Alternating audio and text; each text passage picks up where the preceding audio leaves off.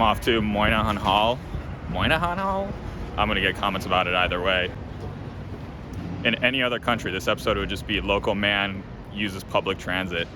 But I'm taking a train today to Boston. So in this episode, I'm going to take a look at getting between two different destinations by train, a mode of transportation that I don't normally take. So there were several urbanist stories that I'm looking into in the Boston area, so I needed to make a trip down there. Before I got terribly urbanist pilled, I probably would have made the drive to Boston from New York City, or I would have just bought a plane ticket and flown over. Instead, however, I decided to take the train for the first time. So in this episode, I want to talk about what it was like getting between New York City and Boston by train. I'm going to talk a little bit about the trade-offs, the costs, and just a little bit of my own opinions about the experience and why I chose to do it. As always, for more urbanist, local politics, climate, travel, what else have I talked about on this channel?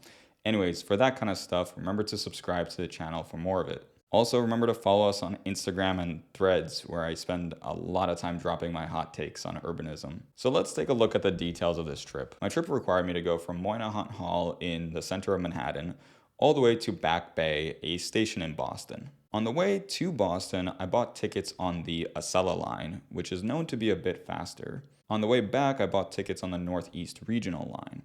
I'd like to pretend I did this to test out both of the train lines, but honestly, it was just the cheapest available tickets at the time of purchase. I knew that unlike flying, I didn't need to arrive to the station early, but the indoctrination runs deep, and I ended up at the station 40 minutes before my train left. This was my first time inside Moynihan Hall, and man was I blown away. I didn't expect much from the train station based on the exterior. The outside of the building looks a little dated, but the inside of the building is absolutely gorgeous. It was modern and clean, but it still had elements that paid homage to its roots that you could see on the outside of the building. I'm actually really happy that it wasn't totally minimalist like the new Penn Station renovation. I like the new Penn, but man, minimalism is just so played out at this point. My only real complaint about the station is the total lack of seating for most people there. But if you are riding with Amtrak, you can show your ticket and sit at their waiting area. And again, this waiting area is so nice. There are these really pretty, well-carved benches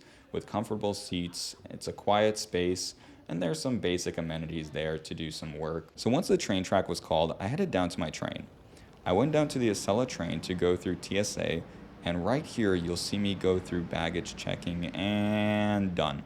Gone through security. Nice. That is one of the benefits of riding by train. You just kind of get on. The seating itself was really nice. I had plenty of legroom. The seats were thick and soft. I could also push the seat back, but I didn't really use that at all. But probably my favorite part of the train was the dedicated dining cart. There was a special area that you could get up and buy food and drinks. While I was there, I got myself dinner and a cocktail. But what I loved especially about this cart was the dedicated seating. It almost acted as a third place that was inviting you from getting out of your seat. I feel like in other modes of transportation like driving or flying, you're kind of quarantined to your chair the whole time. Flying especially, it almost feels like there's a stigma against getting out of your seat at all. But this cafe cart made me feel welcome to get out of my seat and walk on over. The food itself was fine. It was microwavable food.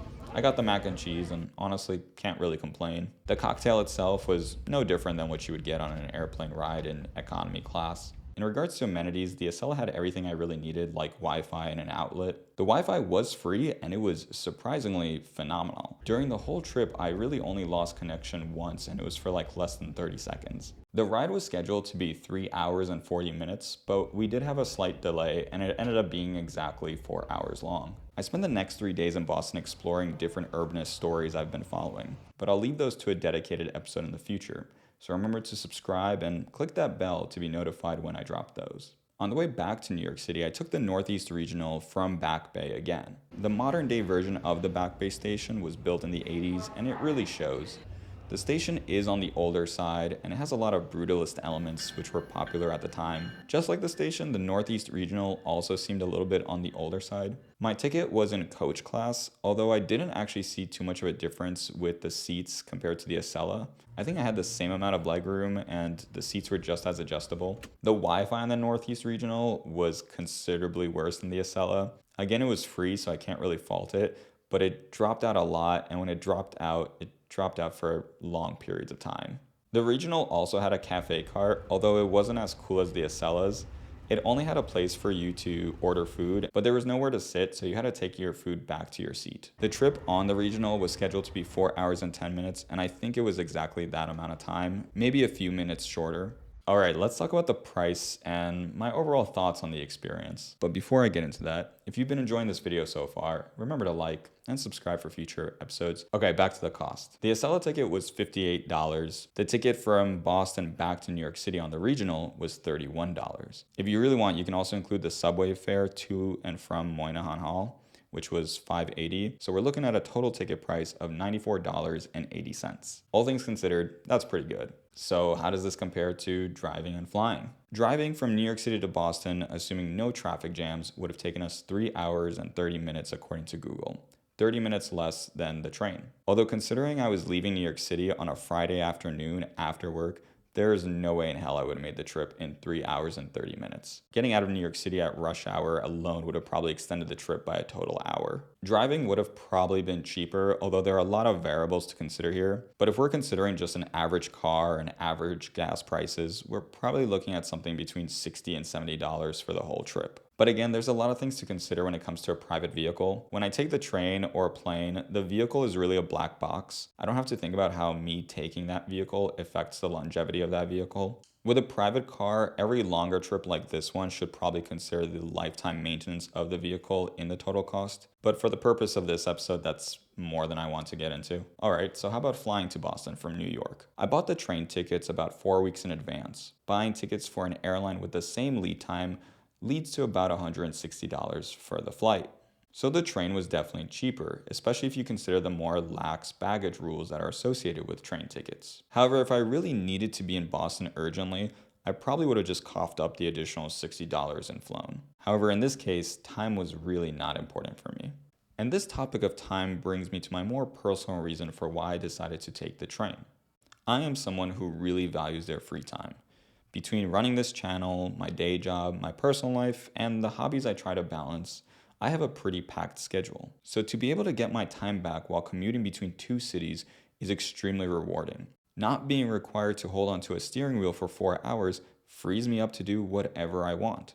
But you may be asking yourself, if I value my time so much, why don't I just fly? After all, the time to get from New York City to Boston is quite shorter by plane. Really what it is I'm tired of paying airline fees for airline quality. The whole airline experience is incredibly degrading. From having to take your shoes off to get through security, to getting packed like sardines, to then getting blasted by jet fumes and turbo engine vibrations, the whole experience of flying just sucks. So while the trip may take longer by train, I still view this as getting my time back and an improvement on my quality of life. Overall, the ride is more comfortable, peaceful, and liberating. And while I do have a busy schedule, I'm not in a rush to get between destinations, only to have more hours back to myself. My trip to Boston wasn't purely for the purpose of showing off the train ride on this channel. There is some pretty cool urbanist development going on in the Boston metro area. Join me next time when we will take a look at some of the amazing public works that the Boston area has been working on. Until next time, remember to like and subscribe, and keep on walking, or biking, or taking the train.